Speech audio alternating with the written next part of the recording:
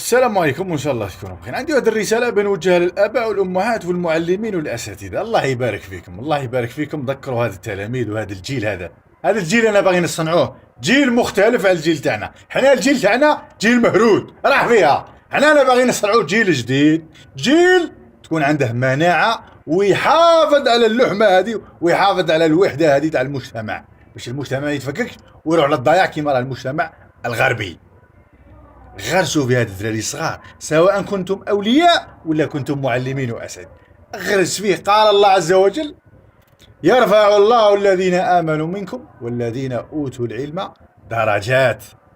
درجات. انت وانسان ماشي قاري، ماشي كيف ماشي تتكبر عليه، ماشي تتكبر، لا، هو مستوى وانت مستوى.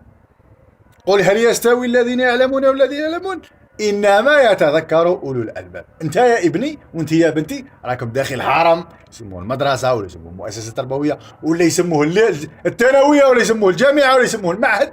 انت مستوى، انت حرام امام الله، حرام. وحرام في هذاك الجهد اللي تعبوا عليك والديك وصاروا عليك وبابك يخدم وامك تنوض صباح باش تنجحوا. في نهايه المطاف تلقاك مع بوني عندي واحد تافه ما عنده والو في راسه وقاعد تدبع فيه ويحكي في عياته. هو انسان مريض.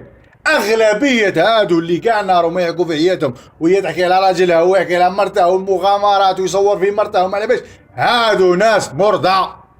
وراه يحكي معاك انسان من اهل الاختصاص. اقسم بالله الذي لا اله الا هو غير 90% منهم الناس مرضى يحوسوا على لفت الانتباه.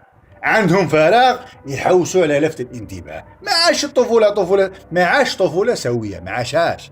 كبر مرض، فتح صفحه ولا فتح قناه وقال نار هو يتبهلل، يسب، يطيح، ينشر في التافهه، يحكي في عيادها الخاصه، ينشر في الفضايح، يدير كذا يدير. هادو ناس مرضى.